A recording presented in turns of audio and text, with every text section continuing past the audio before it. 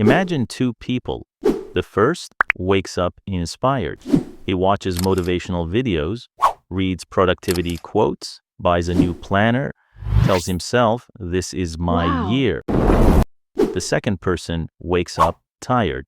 No motivation, no excitement, no inspirational music playing in the background.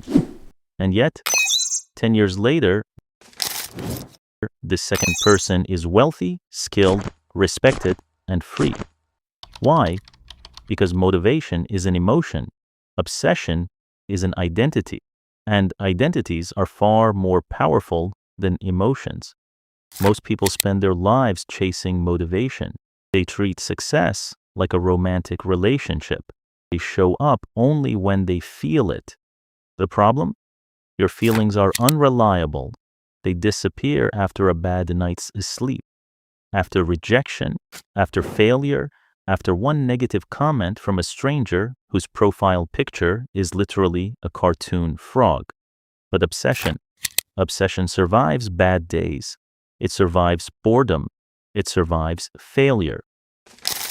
Today, we're going to explore the psychology behind why obsessed people outperform motivated people, and why this principle may be the most important financial lesson you'll ever learn. Because if you understand this, you'll stop depending on motivation forever, and your future self will thank you. Let's start with a dangerous misconception. Most people believe success comes from feeling motivated. Psychology says otherwise. Motivation is heavily influenced by dopamine.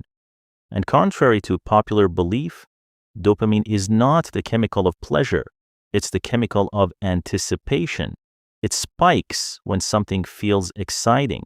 A new business idea, a new fitness goal, a new investment opportunity.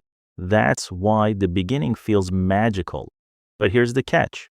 Your brain adapts, the novelty disappears, the dopamine drops, and suddenly the thing you loved feels boring. This is where most people quit. But obsessed people operate differently. They stop relying on emotional excitement. Instead, they build neural pathways through repetition. Their brain learns, "This is what I do," not "This is what I feel like doing." Think about Warren Buffett reading financial reports for hours every day. Most people would rather watch paint dry twice. Yet for decades he kept doing it. Not because it was exciting, because it became part of who he was. Motivated people ask, "Do I feel like doing it today?" Obsessed people ask, "When else would I do it?" That's a completely different psychology, and it leads us to an uncomfortable truth. The greatest enemy of success isn't failure, it's comfort. Every day, your brain makes thousands of decisions: what to eat, what to wear, what to buy, what to watch, and every decision consumes mental energy. Psychologists call this decision fatigue. Now, here's the interesting part. Obsessed people remove decisions. They create rules. The average person negotiates with themselves constantly. Should I save money this month? Should I study today? Should I go to the gym? Obsessed people don't negotiate. The decision was made years ago. Imagine a millionaire investor. When extra cash enters his account, he doesn't debate whether to invest. The money automatically moves. The rule already exists. Think about that. Most financial mistakes happen during moments of emotional decision-making: impulse purchases, bad investments, panic selling, lifestyle inflation. Obsession protects you from these traps because systems replace emotions. Quick question. Have you ever opened Netflix for one episode and somehow emerged 4 hours later wondering what happened? Congratulations. You experienced the power of automatic behavior. The problem isn't that your brain lacks discipline. The problem is that someone else programmed the obsession first. And if obsession can be programmed accidentally, it can also be programmed intentionally, which brings us to a deeper psychological advantage. This is where things become powerful. Most people, goals. Obsessed people change identity, and identity always wins. Let's say someone wants to become wealthy. A motivated person says, I want to make $1 million. An obsessed person says, I am the kind of person who creates value. Notice the difference. One focuses on outcomes, the other focuses on becoming. Psychologists have repeatedly found that behavior aligns with self-image. Your brain constantly seeks consistency. If you see yourself as financially responsible, saving feels natural. If you see yourself as an investor, research becomes normal. If you see yourself as a creator, publishing content becomes expected. Your identity becomes a prediction machine. Here's the scary part. Most people unconsciously adopt identities from society. Average spender, average worker, average thinker, and then wonder why average results appear. Your future income is often a reflection of your current identity, not your current talent, because identity determines behavior. Behavior determines outcomes, and outcomes determine life. But there is still one obstacle standing in the way: pain. And obsessed people have a very unusual relationship with it. Most people avoid discomfort. Obsessed people assign meaning to discomfort. That's a massive difference. Imagine two entrepreneurs losing money. The first sees failure as proof he is incapable.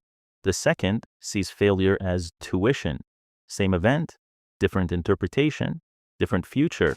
Psychologists call this cognitive reframing. Your brain doesn't react to reality, it reacts to the meaning you assign to reality. When an obsessed person works late nights, they don't think this is suffering. They think this is the price. When an investor studies markets on weekends, they don't think I'm missing fun. They think I'm building freedom. Meaning changes everything. And here's the urgency. The modern world is engineered to eliminate discomfort. Food arrives instantly. Entertainment arrives instantly. Validation arrives instantly. But wealth, mastery, and freedom still require delayed gratification. That rule never changed. In a world addicted to comfort, the person who becomes comfortable with discomfort gains an enormous advantage. And that leads to the final point, the one that separates temporary winners from lifelong winners. Most people underestimate compounding, not just financially, psychologically. Imagine improving 1% every day. Sounds insignificant, almost boring, but that's exactly why most people ignore it. Obsessed people don't, because they understand a principle the average person misses. Small actions repeated for years become impossible to compete against. One extra book per month, one extra investment, one extra skill, one extra video, one extra hour, year after year, the gap becomes enormous. The tragedy is that people overestimate what they can do in a month and underestimate what they can do in 10 years. Obsession turns consistency into a superpower, and consistency creates compounding. Compounding leverage. Leverage creates freedom, and freedom is what most people actually want, not motivation, not productivity hacks, not morning routines. Freedom, the ability to control your time, your money, your future, and obsession is one of the most reliable paths there. So here's the lesson. Motivation is temporary. Obsession is structural.